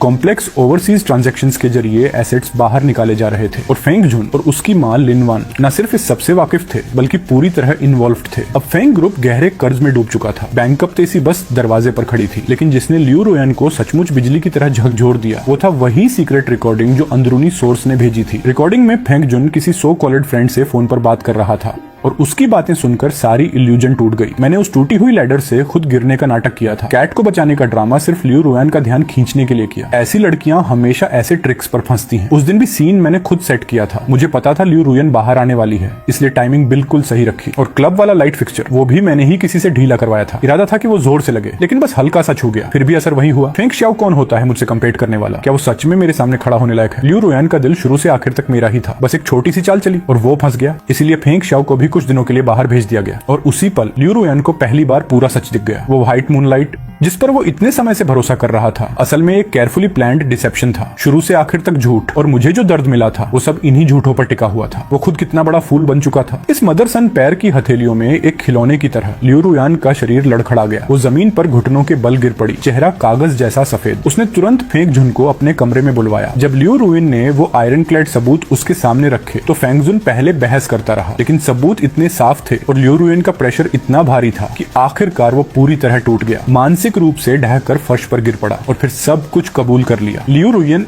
ये सब इसलिए किया क्योंकि मैं तुम्हें बहुत प्यार करता था। मैं पागल हो गया था। मैं बस चाहता था कि तुम मुझे ज्यादा केयर करो। सॉरी, मैं गलत था। मैं सच में गलत था। मुझे एक और चांस दे दो। लियू रुयन ने नीचे पड़े फेंग जुन की ट्विस्टेड शक्ल देखी।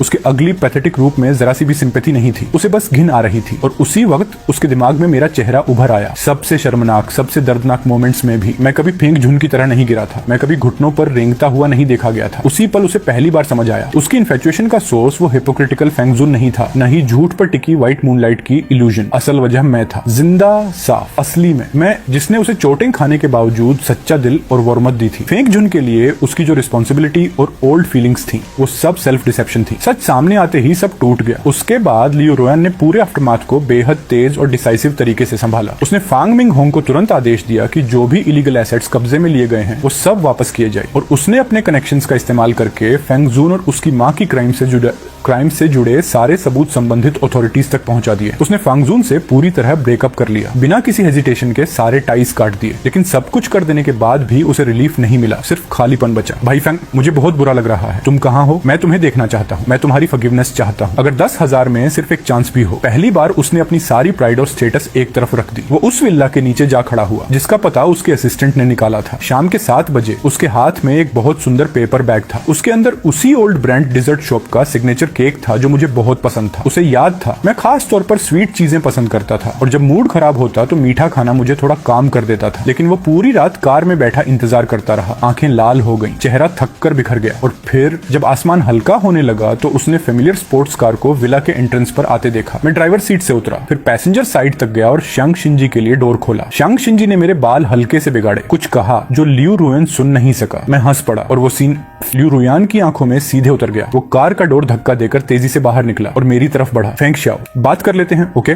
आवाज सुनकर मैंने मुड़कर देखा। सामने लियू रुयन था। मैंने तुरंत भौहें चढ़ा ली। लियू रुयन, तुम यहाँ क्या कर रहे हो? हमारे बीच बात करने लायक कुछ नहीं बचा। रुको। वो घबराया हुआ आगे आया, हाथ कांप रहे थे। फोन निकालकर सबूत दिखाने की कोशिश करने लगा। भाई फेंग, मेरी बात सुनो। मैंने सब इन्वेस्टिगेट कर लिया है। फेंग फैमिली और उनके लोगों ने जो किया सब सामने आ गया है। उस साल गार्डन वाली घटना, क्लब का लाइट स्टैंड और तुम्हारी माँ का कार एक्सीडेंट, इनमें से कोई भी एक्सीडेंट नहीं था। वो सब वही थे। मैं गलत था, मैं ब्लाइंड था। उन्होंने मुझे बेवकूफ बनाया, लेकिन वो अपनी बात पूरी कर पाता। उससे पहले ही मैंने हाथ उठाकर उसे रोक दिया, और ये देखकर लियू रुयन एकदम स्टंट रह गया। सच सामने आ चुका था। तो फिर क्या? मैं हंस पड़ा। हा। क्या तुम्हें लगा मैं रोते हुए तुम्हारे पास दौड़ाऊंगा और कहूंगा तुमने आखिरकार सच जान लिया? चलो अब वापस साथ हो जाते हैं। लियू रुयन, तुम्हारी अपॉलॉजी, तुम्हारा रिग्रेट मेरे लिए कुछ भी नहीं है। दर्द पहले ही हो चुका। तुमने मुझे कचरे की तरह धकेला था। डिटेंशन सेंटर में मेरी कलाई टूटने का असहनीय दर्द, वो सब तुम्हारे एक माए बैड से मिट नहीं सकता, और न ही इन तथाकथित सबूतों से। बोलते बोलते मेरी नजर उसके हाथ में पकड़े डेलिकेट पेपर बैग पर पड़ी। मैंने व्यंग्य से कहा, अभी भी याद है मुझे इस जगह के डिजर्ट्स पसंद थे। कितना थॉटफुल बन गए हो। मैंने सिर उठाकर उसके अब तक सफेद पड़ चुके चेहरे को देखा। लेकिन स्वीट चीजें मुझे बहुत पहले पसंद आना बंद हो चुकी हैं। सारे स्वीट ड्रीम्स बहुत क्लोइंग होते हैं, बहुत सिकनिंग। इतना कहकर मैंने उसे एक बार भी दोबारा नहीं देखा। मुड़ा और शंग चिंजी के साथ दरवाजे के भीतर चला गया। दरवाजा जोर से बंद हुआ। भारी वुडन डोर ने उसकी नजर पूरी तरह काट दी। लियू रुयन वहीं फ्रोजन खड़ा रह गया, बहुत देर तक चुप, और उसके हाथ में केक वाला पेपर बैग अचानक असहनीय रूप से भारी लगने लगा। विला के अंदर मैं ठंडे डोर पैनल से पीठ टिकाकर फर्श पर धीरे धीरे बैठ गया। अगर कहूं कि दुख नहीं हुआ तो झूठ होगा। सीने में अब भी एक डल एके था, लेकिन उसे ज्यादा राहत थी और थकान भी। छोड़ देना उतना मुश्किल नहीं था जितना मैंने सोचा था। तभी शांग शिंजी भी नीचे बैठ गई। उसने धीरे धीरे बाहें फैलाकर मुझे अपने गले में भर लिया। फेंग शाओ, मैं हूं ना, तुम्हारे पास अब भी मैं हूं। ये सब पास्ट में रह गया। मैंने धीमे से आंखें बंद की। हाँ, ये सब पास्ट में रह गया। बाहर बारिश और तेज हो गई और लियू रुयन बारिश में भीगा हुआ खड़ा रहा, पूरी तरह टूट चुका। उसने ऊपर उस विंडो की तरफ देखा जो अब उसके लिए कभी नहीं खुलेगी। आंखों में कोई लाइफ नहीं बची थी। उसे साफ समझ आ गया था जो खो चुका है वो वापस नहीं मिलेगा। होम लौटने के बाद कई दिनों तक लियू रुयन अपने कमरे में बंद रहा। किसी से नहीं मिला, न बिजनेस देखा, न बात की। बस खिड़की के बाहर आसमान को खाली नजरों से घूरता रहा। मेरे शब्द जो अब उसके लिए बेअसर हो चुके थे उसके कानों में बार बार गूंजते रहे। मेरी उस नजर की याद जैसे मैं कोई स्ट्रेंजर हूँ उसके दिमाग को खाए जा रही थी। वो एक्सेप्ट नहीं कर पा रहा था, बिल्कुल एक्सेप्ट नहीं कर पा रहा था। वो कैसे मान ले कि मैं उसकी जिंदगी से बाहर निकल चुका हूँ। वो कैसे सह ले कि एक औरत उसकी बगल में खड़ी थी और उसने मुझे लगभग धकेल दिया था, लेकिन बैक टू बैक रिजेक्शन के बावजूद भी वो सोबर नहीं हुआ। उल्टा उसके भीतर का पॉजिटिव डिजायर और गहरा हो गया। उसके दिमाग में एक लगभग पागल सा ख्याल पनपने लगा। उसे एक ऐसा मौका बनाना था जहां मैं मजबूर होकर उसके सामने आऊं, जहां मुझे उसकी जरूरत पड़े। उसने तुरंत अपने चीफ असिस्टेंट को बुलाया। जाओ, उसने सख्त आवाज में कहा, मेरे लिए पता लगाओ कि फैंग का अगला सबसे इंपॉर्टेंट बिजनेस पार्टनरशिप क्या है। चाहे जो भी तरीका हो, मैं उसमें घुसना चाहता हूँ। हाईली एफिशिएंट असिस्टेंट ने जल्दी ही रिपोर्ट वापस कर दी। बॉस, हमारी टीम एक century old top luxury brand के साथ निगोशिएशन कर रही है। ग्लोबल एंडोर्समेंट कॉन्ट्रैक्ट की बात फाइनल स्टेज में है। ये सुनते ही ल्यू रुयन की आंखें चमक उठी। उसने तुरंत शन कॉन्ग्लोमरेट के नाम से ब्रांड हेडक्वार्टर्स को एक कोऑपरेशन प्रपोजल भेज दिया और साथ में एक ऐसा प्लान ऑफर किया जो पब्लिसिटी के लिए लॉस पर भी काम करने को तैयार था। बस एक शर्त थी, मेरे साथ एंडोर्समेंट कॉन्ट्रैक्ट की साइनिंग पोस्टपोन कर दी जाए। शिन कॉन्ग्लोमरेट का स्ट्रेंथ और इन्फ्लुएंस कोई सवाल नहीं था, खासकर एशियन मार्केट में। ब्रांड के टॉप एग्जीक्यूटिव्स इतने बड़े प्रॉफिट के लालच में सच में हिचकने लगे। अगले दिन होने वाली रिमोट वीडियो साइनिंग मीटिंग को टेम्पररी पोस्टपोन कर दिया गया और कहा गया कि फर्दर एवेल्युएशन चाहिए। जैसे ही ये खबर मेरी टीम तक पहुंची, माहौल एकदम तना हुआ हो गया। एजेंट ने भौहें सिकोड़ ली और मेरी तरफ चिंता से देखा। उस वक्त मैं मिरर के सामने एक मूवी सीन की लाइंस प्रैक्टिस कर रहा था। खबर सुनकर बस इतना ही कहा, स्पीचलेस हूँ। ये तो बिल्कुल ल्यू रुयन जैसी हरकत है। वो मुझे मजबूर करना चाहता है कि मैं झुक जाऊं और दर्द महसूस करूं। शांग शिंजी सोफे पर आलस से सिमटी हुई गेम खेल रही थी। ये सुनते ही उसने फोन नीचे रखा और मेरी तरफ चल पड़ी। डोंट वरी, जब मैं हूँ, ल्यू रुयन की रीच इतनी लंबी नहीं है। जब वीडियो कॉन्फ्रेंस दोबारा शुरू हुई, ब्रांड हेडक्वार्टर्स के बड़े स्क्रीन पर एक तरफ मेरी टीम थी, दूसरी तरफ ल्यू रुयन। मीटिंग शुरू हुई। ब्रांड सीईओ ने सावधानी से शिन कॉन्ग्लोमरेट के कून ऑपरेशन प्रपोजल का जिक्र किया। उसकी टोन में साफ हेजिटेशन थी। ल्यू रुयन ने उसी समय बोलना शुरू किया, शिन कॉर्पोरेशन आपके ब्रांड के फ्यूचर को लेकर बहुत ऑप्टिमिस्टिक है। हमें लगता है हमारा कोऑपरेशन विन विन सिचुएशन ला सकता है। जहां तक ब्रांड एम्बेसडर चुनने की बात है, मुझे लगता है इमेज और ब्रांड कोर वैल्यूज की अलाइनमेंट बहुत केयरफुली देखी जानी चाहिए। उसने बात सीधे सीधे नहीं कही, लेकिन निशाना साफ मुझ पर था। मतलब मेरी इमेज या एक्सपीरियंस शायद इनफ नहीं है। मीटिंग रूम का माहौल एकदम फ्रीजिंग पॉइंट पर पहुंच गया। तभी शांग शिंजी की लेजी सी आवाज बीच में आ गई, president Shin, long time no see. होमबैक में बिजनेस इतना नहीं है कि आपको यूरोपियन फैशन सर्कल्स की एंडोर्समेंट प्रॉब्लम्स देखने का टाइम मिल जाए। फिर उसने सीधे ब्रांड सीईओ को देखा और उसकी टोन अचानक फोर्सफुल और सीरियस हो गई। फेंग की इमेज, प्रोफेशनलिज्म और मार्केट अपील, ये सब सभी के लिए ऑब्वियस है। हमारी श्याओ फैमिली फाउंडेशन आपके ब्रांड की सबसे इंपॉर्टेंट आर्ट स्पॉन्सर्स में से एक रही है। मैं पर्सनली भी आपके ब्रांड फिलोसफी की बहुत एडमायरर हूँ, इसलिए सबसे सही डिसीजन है कि एंडोर्समेंट यूसी को मिले। फिर उसकी नजर तेजी से स्क्रीन पर ल्यू रुयन की तरफ गई। जहां तक कुछ इरेलेवेंट बाहर की इंटरफेरेंस की बात है, बिजनेस वर्ल्ड के अपने रूल्स होते हैं। अपनी पर्सनल फीलिंग्स और टैक्टिक्स को यहाँ मत घसीटो। फंग आज जिस जगह है वो अपनी स्ट्रेंथ और एफर्ट से है। उसे किसी की दया या एहसान की जरूरत नहीं, और न ही वो किसी ऐसी डील को एक्सेप्ट करेगा जिसमें स्ट्रिंग्स अटैच्ड हों। ये शब्द ल्यू रुयन के चेहरे पर तेज तमाचे की तरह पड़े और साथ ही ब्रांड को भी हिला गए। शिन फैमिली फाउंडेशन और यूरोप में उनका इन्फ्लुएंस शिन कॉर्पोरेशन से कहीं बड़ा था। कुछ ही देर में बात पलट गई। अब मेरी बारी थी। मैंने कामली ब्रांड की century old history, craftsmanship, aesthetics और कोर स्पिरिट को एक्सप्लेन किया। फिर अपनी ओन एक्सपीरियंस और फ्यूचर डेवलपमेंट को जोड़कर एक हाईली कंस्ट्रक्टिव एंडोर्समेंट और प्रमोशन कॉन्सेप्ट पेश किया। मेरी बात प्रोफेशनल थी, कॉन्फिडेंट थी, एक इंटरनेशनल सुपरस्टार के स्तर की। ब्रांड के सीनियर एग्जीक्यूटिव्स ने एक दूसरे की तरफ अप्रिशिएटिंग नजरों से देखा। पहले वाली हेजिटेशन पूरी तरह गायब हो गई। आखिरकार ब्रांड सीईओ ने उसी वक्त डिसीजन ले लिया। Global endorsement contract officially sign हो गया। ल्यू रुयन की स्क्रीन पहले ब्लैक हुई। वो अकेला एम्प्टी ठंडे ऑफिस में बैठा रह गया। फोन में आती बिजी टोन सुनते हुए उसने मुट्ठी कस ली। उस रात उसने अपने असिस्टेंट के सामने खड़े होकर चिल्लाकर पूछा, क्यों? मैं उसे अपनी गलती ठीक करने का एक भी मौका क्यों नहीं दे पा रहा? इतनी मेहनत की मैंने, मैं उसे सब कुछ दे सकता हूँ, वेल्थ, रिसोर्सेज, स्टेटस, जरूरत पड़े तो 10 गुना 100 गुना भी दे सकता हूँ। आखिर वो चाहता क्या है? असिस्टेंट कुछ देर हिचकिचाया, फिर बहुत सावधानी से बोला, प्रेसिडेंट शिन, शायद मिस्टर फैंग कभी भी ये बाहरी चीजें नहीं चाहता था। ये सुनते ही ल्यू रुयन ठिठक गया। अगर ये नहीं तो फिर वो क्या चाहता है? पहली बार उसने ये सवाल सच में सोचा। वो कभी गहराई से नहीं समझ पाया था। क्या उसे अनरिजर्व ट्रस्ट चाहिए था, या अनवेवरिंग चॉइस, या फिर प्यार? वो सोचता रहा, लेकिन जवाब नहीं मिला। इसी बीच अचानक एक न्यूज ने उसे हिला दिया। ब्रेकिंग न्यूज, साउथर्न फ्रांस के ओल्प्स में लगातार भारी बारिश से मैसिव फ्लैश फ्लड्स और मडस्लाइड्स आ गए हैं। कई विलेज और टाउन का कम्युनिकेशन कट गया है। रोड्स टूट गई हैं। सिचुएशन क्रिटिकल है। असिस्टेंट का अर्जेंट अपडेट आया और उसी एरिया में मैं लास्ट लाइन पढ़ रहा था। एक इंटरनेशनल चिल्ड्रन फाउंडेशन के लिए चैरिटी फोटोशूट में इनवाइट होकर पहुंचा हुआ था। उस इलाके में अब पूरा कम्युनिकेशन डाउन था, कोई नहीं जानता था कि लोग जिंदा हैं या नहीं। उसी वक्त लियो रोयन एक क्रूशियल बोर्ड मीटिंग चेयर कर रहा था, ग्रुप की नेक्स्ट 10 इयर्स की स्ट्रेटेजिक डायरेक्शन पर। असिस्टेंट की रिपोर्ट सुनते ही वो टेबल के हेड से अचानक उठ खड़ा हुआ। वो इतना तेज उठे कि चेयर पीछे खिसक गई। उसने कोई एक्सप्लेनेशन तक नहीं दी। सभी डायरेक्टर्स की स्टंड नजरों के बीच वो बस डॉक्यूमेंट्स नीचे फेंककर कॉन्फ्रेंस रूम से बाहर भाग गया। प्लेन इमीडिएटली तैयार करो, सबसे तेज स्पीड से नाइस नहीं, नियरेस्ट एयरपोर्ट जहां लैंडिंग पॉसिबल हो वहां ले चलो, सारे लोकल रेस्क्यू ऑर्गेनाइजेशन से कांटेक्ट करो, बेस्ट रेस्क्यू टीम हायर करो, कॉस्ट की चिंता मत करो, मैं खुद जाऊंगा। कॉर्पोरेट स्ट्रेटेजी,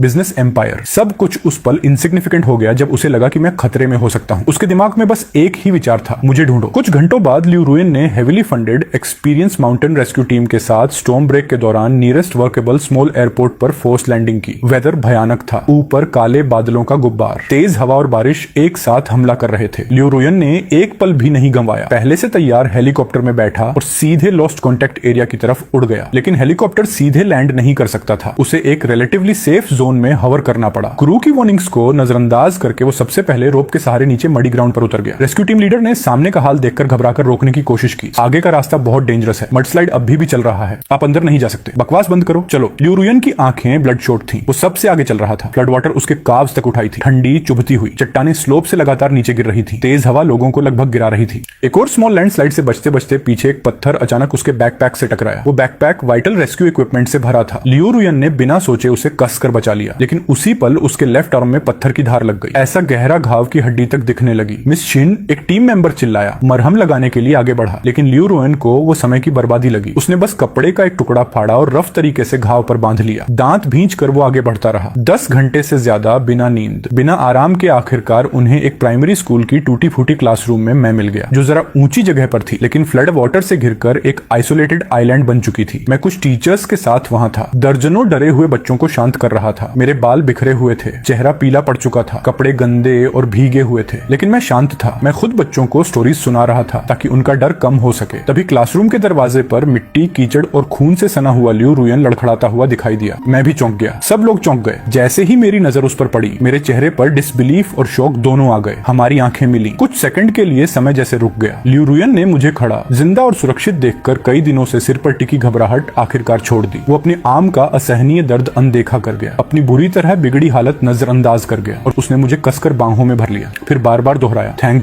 गॉड तुम सुरक्षित हो। मैं उसके आर्म्स में कसकर पकड़ा हुआ था, उसका वायलेंट हार्ट बीट साफ महसूस कर सकता था, उसका ट्रेम्बलिंग बॉडी भी। उस पल मैंने उसके बैक पर हल्के से हाथ रखा, फिर मैंने उसे हल्के लेकिन साफ तरीके से अपने से अलग कर दिया, लेकिन उतनी ही दूरी जितनी जरूरी थी। धन्यवाद प्रेसिडेंट शिन, मुझे बचाने के लिए आपने जो खतरा उठाया मैं ये याद रखूंगा, आपका एहसान मानता हूँ। मेरी आवाज शांत थी और यही शांति सबसे ज्यादा चुभी। लियो रुयन की बाहें एकदम खाली रह गई। मेरे चेहरे पर वो सुकून देखकर उसकी मुस्कान पल भर में गायब हो गई। वो वहीं जड़ हो गया, काफी देर तक वहीं खड़ा रहा, जैसे किसी ने उसे पत्थर बना दिया हो। तभी बाहर हेलीकॉप्टर के उतरने की आवाज आई। शांग शिंजी एक और रेस्क्यू टीम और जरूरी सामान लेकर पहुंच गई। वो दौड़ते हुए क्लासरूम में घुसी और सबसे पहले मुझे ढूंढा। जब उसने देखा कि मैं बिल्कुल ठीक हूँ तो उसकी सांस निकल गई। फिर उसकी नजर लियो रुयन पर पड़ी और जब उसने लियो रुयन के शरीर पर लगे घाव देखे तो उसके चेहरे का रंग बदल गया। वो तुरंत चौकन्नी हो गई। टेम्परेरी शेल्टर के अंदर मेडिकल स्टाफ लियो रुयन के घाव साफ कर रहे थे, बैंडेज बांध रहे थे। घाव गहरा था, स्टिचिंग की जरूरत थी, लेकिन लियो रुयन को जैसे दर्द का एहसास ही नहीं हो रहा था। उसकी आंखें बस मुझे ही खोज रही थीं, जहां मैं बच्चों के पास व्यस्त था। उसने पास खड़े असिस्टेंट से बहुत धीमे पूछा, क्या उसने अभी मेरी इंजरी देखकर थोड़ा भी कंसर्न दिखाया? असिस्टेंट ने अपने बॉस के पीले और जिद्दी चेहरे को देखा, फिर चुपचाप सिर झुका लिया। जवाब खुद ही साफ था। डिजास्टर जोन का रेस्क्यू ऑपरेशन जैसे एक शांत तालाब में फेंका गया भारी पत्थर था। हर दिल में लहरें उठ गई थी। शांग शिंजी ने अपनी आंखों से देख लिया था कि वो मुझे बचाने के लिए अपनी जान तक दांव पर लगा सकता है। ये एहसास उसके लिए किसी नए और असली क्राइसिस से कम नहीं था।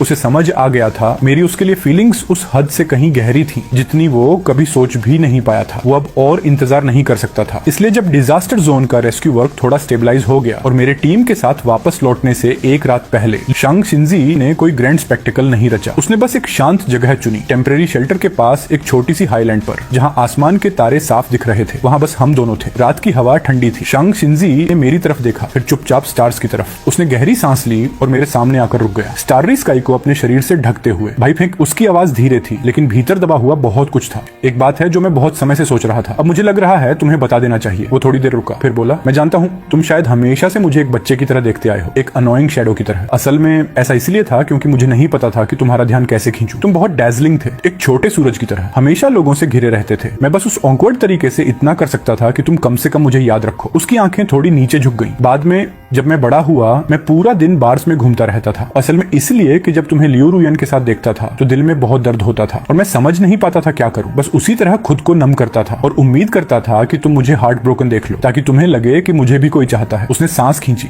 मैं 3 साल विदेश में रहा और तुम्हारे पीछे पीछे वहीं चला आया, किसी और वजह से नहीं, बस इसलिए कि मैं तुम्हें पसंद करता हूँ। मैं तुम्हें बहुत छोटे थे तभी से पसंद करता हूँ। इन शब्दों को सुनकर मैं काफी देर तक चुप रहा। इन 3 सालों में शंग शिंजी ने जितना कुछ मेरे लिए किया था वो सब एक एक करके मेरे सामने आ गया। विदेश की अनजान जिंदगी में उसका साथ, जब करियर का एक रफ पैच आया तब चुपचाप उसका सहारा, बीमारी की रातों में पूरी रात जागकर मेरे पास बैठना, मेरे हर फैसले का रिस्पेक्ट करना, कभी मुझ पर दबाव न डालना। उसी वक्त शंग शिंजी अचानक घुटनों के बल बैठ गया। उसने मेरा हाथ पकड़ लिया। अंग श्याओ, मैं जानता हूँ तुम्हारे दिल में अभी भी घाव है, तुमने पास्ट को पूरी तरह छोड़ा नहीं है। मैं जल्दी में नहीं हूँ, मैं वेट कर सकता हूँ। मैं बस इतना पूछना चाहता हूँ, क्या तुम मुझे एक मौका दोगे, मुझे प्रॉपरली तुम्हारी गर्लफ्रेंड की तरह तुम्हारा ख्याल रखने का मौका। मैंने शंग शिंजी की तरफ देखा। ये वही औरत थी जो मेरे साथ हंसी और आंसुओं के बीच बड़ी हुई थी और जो मेरे सबसे मुश्किल समय में भी कभी नहीं गई। मैं काफी देर तक चुप रहा, इतनी देर तक कि शेंग शिंजी का दिल लगभग नीचे तक डूब गया। आखिरकार मैंने हल्की सी गर्दन हिलाई। मेरे चेहरे पर एक छोटी सी मुस्कान आ गई। तुमने मुझे कन्फेस किया है तो मुझे एक्सेप्ट करना ही पड़ेगा। ये सुनते ही शंग शिंजी एकदम खुश हो गया। उसने तुरंत मुझे अपने आर्म्स में भर लिया, बहुत कसकर। हमारे ऑफिशियल रिलेशनशिप की खबर हालांकि हमने जानबूझकर पब्लिक नहीं की थी, लेकिन क्लोज सर्कल के दोस्तों में ये अब सीक्रेट नहीं रह गई थी।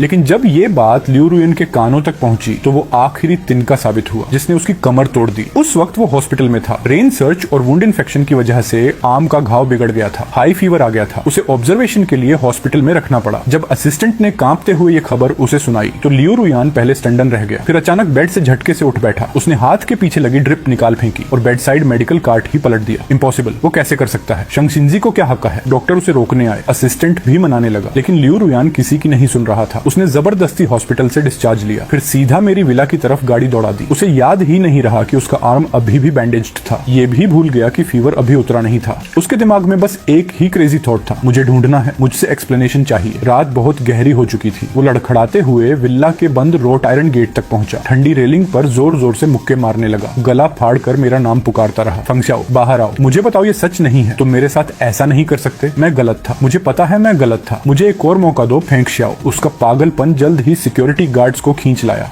कई लंबे सिक्योरिटी गार्ड्स ने उसे खींचने की कोशिश की, लेकिन वो बुरी तरह छटपटाता रहा और मेरा नाम लगातार चिल्लाता रहा। आखिरकार उसे जबरदस्ती वहां से हटा दिया गया, उसे कार में धकेल दिया गया। विला की दूसरी मंजिल पर कर्टन हल्का सा हिला। मैं खिड़की के पीछे खड़ा था, नीचे हो रहे उस अब्सर्ड तमाशे को देख रहा था। उस औरत को देख रहा था जो कभी इतनी ऊंची, इतनी एरोगेंट खड़ी रहती थी और अब एक पागल की तरह घसीटी जा रही थी। मेरे चेहरे पर कोई एक्सप्रेशन नहीं था। फिर मैंने कर्टन खींचकर बंद कर दिया। अगले दिन मैं धूप से भरी फ्लोर टू सीलिंग विंडो के पास बैठा था। नया आया हुआ फिल्म रील पलट रहा था और शंग शिंजी कारपेट पर क्रॉस लेगेड बैठा लैपटॉप पर बिजनेस मैटर्स निपटा रहा था। कभी कभी वो ऊपर देखता, मेरी तरफ मुस्कुरा देता, लेकिन तभी टैबलेट पर एक न्यूज अलर्ट पॉपअप हुआ। Fongming Hong, well known domestic enterprise Fang group के चेयरमैन, पर मैसिव एम्बेजलमेंट और टैक्स इवेजन का शक। उन्हें फॉर्मली अरेस्ट कर लिया गया है। फैंग ग्रुप स्टॉक प्राइस अचानक क्रैश, बैंक्रप्सी घोषित करने की तैयारी, लिक्विडेशन से जुड़े खुलासे। हेडलाइंस इतनी तेज और शॉकिंग थी कि एक पल के लिए कमरा भी जैसे ठहर गया। मेरी उंगली स्क्रीन पर थोड़ी सी रुकी। मैंने न्यूज फोटो की तरफ देखा। फेंग मिंग होंग रिपोर्टर्स के बीच घिरा हुआ था। उसका कभी कॉन्फिडेंट चेहरा अब पैनिक और डिसरे से भरा हुआ था, लेकिन मेरे चेहरे पर कोई रिपल नहीं आया, जैसे मैं किसी ऐसे स्ट्रेंजर को देख रहा था जो मुझसे बिल्कुल अनरिलेटेड हो। ये देखकर शंग शिंजी ने लैपटॉप बंद किया, मेरे पास आकर नेचुरली मेरी बाहों में आ गया। उसने कुछ नहीं कहा, बस साइलेंटली ये बता दिया कि अभी भी कोई मेरे साथ है। अगले कुछ दिनों में फेंग फैमिली के बारे में खबरें और खुलती रही। लिन वन ने आखिरी ट्रांसफर्ड एसेट्स लेकर विदेश भागने की कोशिश की,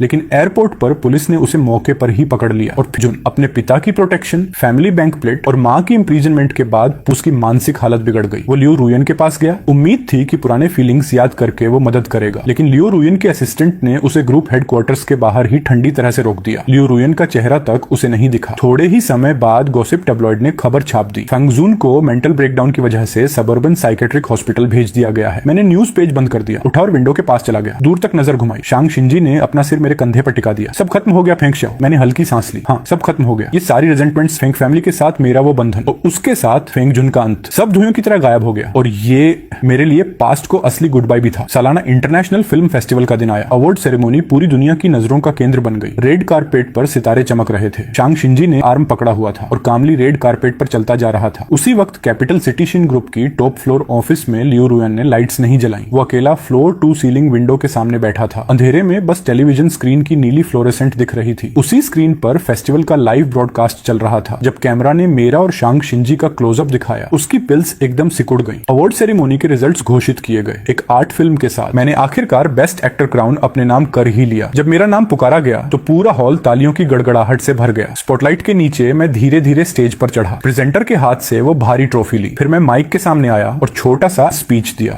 डायरेक्टर को थैंक किया, क्रू को थैंक किया और फिर मेरी नजर ऑडियंस में बैठे श्यांग शिनजी पर गई। आखिर में मैं एक शख्स का खास तौर पर शुक्रिया अदा करना चाहता हूँ। मेरी प्यारी श्यांग शिनजी, हर वक्त मेरे साथ रहने के लिए, मुझे सपोर्ट और स्ट्रेंथ देने के लिए थैंक यू। ये ट्रॉफी आधी तुम्हारी है। कैमरा तुरंत शंग शिनजी पर चला गया। वो खड़ा हुआ और मेरी तरफ एक फ्लाइंग किस भेज दिया। उसी वक्त लियू रुयन ने अचानक टेलीविजन बंद कर दिया। अंधेरे में उसका ब्रीदिंग तेज हो गया। नहीं, मैं बस ऐसे देखता नहीं रह सकता, मुझे कुछ करना होगा। अवार्ड सेरेमनी के बाद celebration banquet official festival hotel में देर रात तक चला। आखिरकार मैं और प्यारी श्यांग शिनजी बॉडीगार्ड्स और असिस्टेंट से घिरे हुए अंडरग्राउंड पार्किंग लॉट की तरफ बढ़े। लेकिन जैसे ही हम कार तक पहुंचे, एक शैडो पिलर के पीछे से लड़खड़ाता हुआ निकला और हमारे रास्ते में आ गया। वो लियू रुयन था। उसने मुझे आग जैसी आंखों से घूरते हुए कहा, बात करनी है? बस 5 मिनट नहीं, 3 मिनट ही सही, मुझे एक और मौका दे दो। मैं आखिरी बार बैक कर रहा हूँ, तो तुम्हारे बिना मैं सच में जी नहीं सकता। ये सीन देखकर शंग शिनजी तुरंत आगे बढ़ा। वो लियू रुयन के सामने खड़ा हो गया। लियू रुयन, खुद को देखो, तुम क्या बन गए हो। होश में आओ। फेंग शाओ अब मेरे साथ है। वो बहुत खुश है। कृपया उसकी जिंदगी मत बिगाड़ो। खुश है? लियू रुयन ने तड़प कर पलटवार किया। तुम्हें क्या हक है उसे हैप्पीनेस देने का? तुम उसे जानते ही क्या हो? क्या तुम्हें पता है उसे सर्दियों में बहुत ठंड लगती है? सोते वक्त वो कंबल चुराने की आदत रखता है?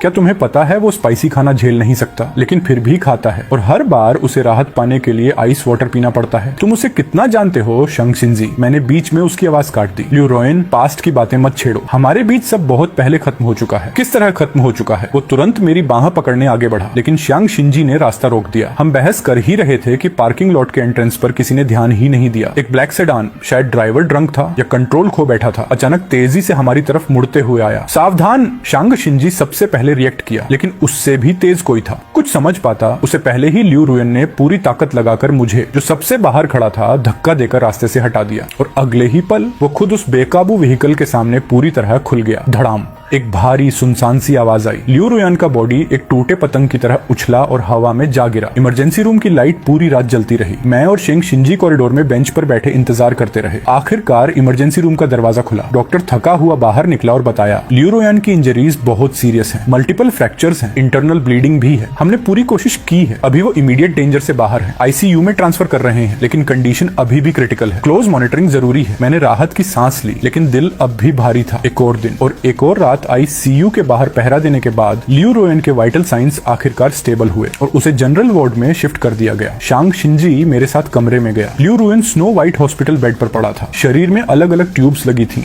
चेहरा इतना पीला और पतला हो गया था कि पहचानना मुश्किल था, लेकिन जैसे ही उसने मुझे अंदर आते देखा, उसकी आंखें एकदम चमक उठी। वो कुछ बोलने की कोशिश करने लगा। शांग शिनजी ने मेरे कंधे पर हल्का सा हाथ रखा, इशारा किया कि वो बाहर इंतजार करेगा, फिर धीरे से दरवाजा बंद कर दिया। मैं बेड साइड चेयर पर बैठ गया। डॉक्टर ने कहा है, तुम अभी डेंजर से बाहर हो। लियू रुयन ग्रीडली मेरे चेहरे को देख रहा था और कांपते हाथ से मुझे छूने की कोशिश की, लेकिन जब मेरी आंखों में दूरी देखी, उसका हाथ धीरे धीरे गिर गया। सॉरी, उसकी आवाज टूटी हुई थी। Feng Shao. फिर वो एक एक करके बोलने लगा। कैसे वो शुरू में फेंग झुन के झांसे में आ गया था, कैसे बाद में उसे अपनी फीलिंग समझ आई, लेकिन प्राइड और स्टबर्नेस की वजह से एडमिट नहीं कर पाया। कैसे मुझे खोने के बाद उसे असली रिग्रेट और पेन हुआ। वो बार बार अपोलोजाइज करता रहा, बार बार कन्फेस करता रहा और फिर डिग्निटी और प्राइड सब छोड़कर विनती करने लगा। फेंग शाओ, मैं जानता हूँ कि मुझे 1000 बार मरना चाहिए, लेकिन प्लीज मुझे एक और मौका दो। मुझे अपनी बाकी जिंदगी तुम्हें कॉम्पेंसेट करने दो। तुम बिना जीना भी मरना भी दोनों एक जैसा है। मैं चुपचाप सुनता रहा, बीच में एक बार भी नहीं टोका। जब वो थक गया और उसकी आवाज धीरे धीरे खत्म होने लगी, तभी मैंने धीरे से कहना शुरू किया, लियू रुयन, इस बार मुझे बचाने के लिए थैंक यू, मैं याद रखूंगा। उसकी आंखों में एक हल्की सी उम्मीद चमकी, लेकिन मेरे अगले ही शब्दों ने वो उम्मीद पूरी तरह बुझा दी। लेकिन प्यार ग्रेटिट्यूड नहीं होता और गिल्ट भी नहीं। हमारे बीच सब बहुत पहले खत्म हो चुका है। जब तुमने फेंग जुन के लिए अपनी कनेक्शंस का इस्तेमाल इस्तेमाल करके मुझे डिटेंशन में भिजवाया था, जब तुमने मुझे बेहिसाब पेन दिया था, जब भी तुमने उसे चुना और मुझे बिना हेजिटेशन हर्ट किया, अब हमारे बीच सब खत्म हो चुका था। लियो रुयन, बस यहीं तक समझो। इतना कहकर मैं बिना उसकी तरफ देखे उठ खड़ा हुआ और हॉस्पिटल रूम के दरवाजे की तरफ चला गया। दरवाजे के बाहर शेंग शिंजी खड़ा था। मैं नेचुरली उसकी तरफ बढ़ा, उसका हाथ पकड़ा और बिना पीछे देखे वार्ड से बाहर निकल गया। लियो रुयन हॉस्पिटल बेड पर पड़ा रहा। वो खुला दरवाजा घूरता रहा और फिर उसकी आंखों से आंसू अपने आप बहने लगे। वक्त तेजी से निकल गया। एक और साल बीत गया। इस साल मेरा करियर एक नए पीक पर पहुंच गया। मैंने एक टॉप इंटरनेशनल डायरेक्टर की एपिक फिल्म में काम किया। वो वॉर के बीच अपने बिलीव्स को मजबूती से पकड़े रहने वाले किरदार की कहानी थी। मेरी एक्टिंग एक्स्ट्राऑर्डिनरी थी, इतनी प्रोफाउंड कि सबके दिल तक उतर गई। फिल्म इंडस्ट्री के सबसे बड़े ऑनर वाले अवार्ड सेरेमनी में जब बेस्ट एक्टर के लिए मेरा नाम पढ़ा गया तो पूरा हॉल गरज उठा। मैं काल्मली उठा और इमोशनल रेड रिम्ड आईज वाले शंग शिंजी को कसकर गले लगाया। फिर वर्ल्ड स्टेज की तरफ बढ़ गया। स्पॉटलाइट के नीचे मैंने सिनेमा के हाईएस्ट ऑनर वाली ट्रॉफी हाथ में ली, एक्सेप्टेंस स्पीच दी, क्रू को थैंक किया, अपने फैमिली और उन दोस्तों को थैंक किया जो हमेशा मेरा सपोर्ट बने रहे। फिर मेरी नजर ऑडियंस में बैठी उस औरत पर गई। मैं ये ऑनर अपनी फियांसे को डेडिकेट करना चाहता हूँ। शंग शिंजी, तुमने मुझे भरोसा दिया कि प्यार इतना ब्यूटीफुल हो सकता है। तुमने मुझे खुद का बेहतर वर्जन बनने की हिम्मत दी। मिस शांग, मैं पूरी जिंदगी तुम्हारी गाइडेंस का इंतजार करूंगा। कैमरा तुरंत शांग शिंजी के क्लोजअप पर गया। वो पहले ही खड़ा हो चुका था और मेरी तरफ आई लव यू का जेस्चर कर रहा था। एक हफ्ते बाद प्राइवेट एस्टेट में लो की लेकिन वार्म वेडिंग हुई। बस सबसे करीबी फैमिली और फ्रेंड्स को इनवाइट किया गया था। धूप से नहाया लॉन, फूल और सफेद वेल, सब कुछ किसी सपने जैसा था। मैं सूट में था। वो सूट मेरे क्लोज फ्रेंड और डिजाइनर ने पर्सनली क्राफ्ट किया था। सिंपल लेकिन बेहद एलिगेंट। मेरा आर्म शंग शिंजी के आर्म से जुड़ा था। वेडिंग इन्विटेशंस कुछ पुराने लोगों को भी भेजी गई। जिनशिन कॉर्पोरेशन की top floor office. Leo Ruyan massive floor to ceiling window के सामने खड़ा था। नीचे शहर अब भी अपनी रफ्तार से चल रहा था। एक साल पहले की तुलना में वो और पतला लग रहा था। डेस्क पर एक डेलिकेट वेडिंग इन्विटेशन पड़ा था। छुआ तक नहीं गया। वेडिंग डे पर वो नहीं गया। वो बस उसी ऑफिस में गया जहां उसने और मैंने अनगिनत उलझनों वाले दिन बिताए थे। उसी पल उसका फोन स्क्रीन अचानक चमक उठा। अननोन नंबर से मैसेज आया था। कोई शब्द नहीं, बस एक फोटो। फोटो में मैं सूट पहने ब्राइट सनलाइट में खड़ा था। कैमरा की तरफ शेयर हैप्पीनेस के साथ मुस्कुरा रहा था। कुछ सेकंड बाद दूसरा मैसेज आया। सिर्फ एक सेंटेंस, लियो रुयन, मैं तुम्हें माफ करता हूँ और मैंने खुद को भी छोड़ दिया है। टेक केयर लियो रुयन। वो फोटो और वो शब्द एक टक देखता रह गया। उसके दिल पर किसी भारी चीज ने वार किया। कांपते हाथों से उसने स्क्रीन को सहलाया, मेरी हैप्पी स्माइल को अपने फिंगर से ट्रेस किया और आखिरकार उसकी आंखों से आंसू बेकाबू होकर फूट पड़े। बड़े बड़े ड्रॉप्स फोन स्क्रीन पर गिरने लगे। वो एक साथ रो भी रहा था और हंस भी रहा था। आखिर में उसने फोन को कसकर, बहुत कसकर अपनी बर्निंग चेस्ट से लगा लिया।